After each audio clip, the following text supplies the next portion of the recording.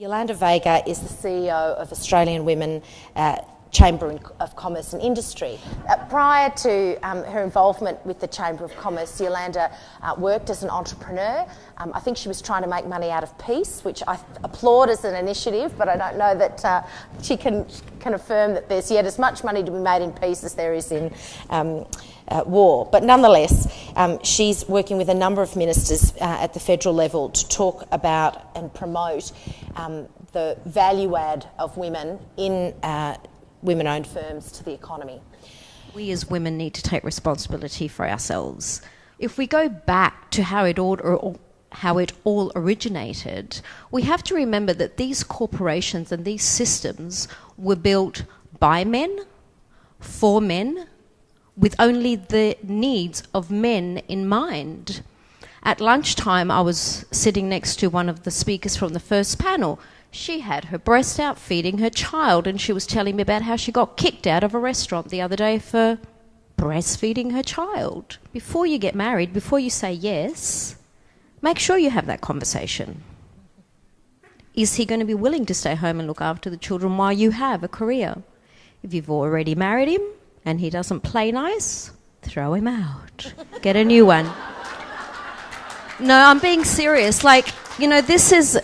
We blame our governments and we blame our systems, but at the end of the day, we're the ones that are procreating. So what I'm seeing, and we're seeing it not only in Australia, but around the world, is that women are saying, you know what? I'm done with the system.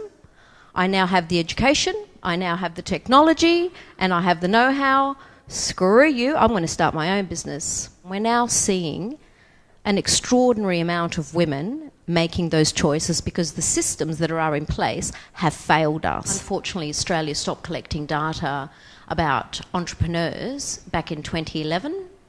So as a consequence of that, because we don't have the macro data, Australia has been excluded from the OECD report.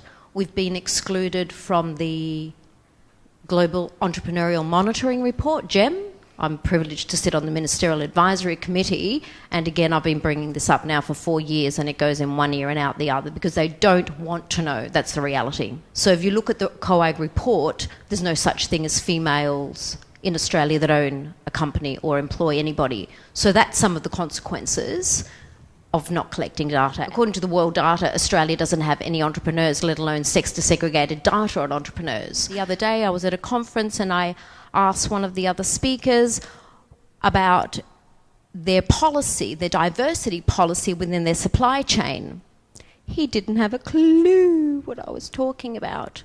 Women, supply chain? I said, yeah, when you need to buy your sandwiches, do you look for a woman? Or when you need a lawyer, do you look for a female lawyer? Or when you need some product or service, do you think about including women? There's a million of them out there. He was a CEO of a very large company. He had no idea. He hadn't even thought about it. And you, as women, have more power than you realise. You have the power of the purse. You are the biggest consumers on planet Earth. Start buying from women. There are women selling everything that you possibly need. Every service and every product you can buy a woman. So when we talk about diversity, think outside the square and remember that you already have a lot of power. You just need to start using it. There are now more women in regional rural Australia than there are men. But what's even more interesting across the board is that there are now more women than men in Australia running a business between the ages of 35 and 44. Join me in thanking our magnificent panellists.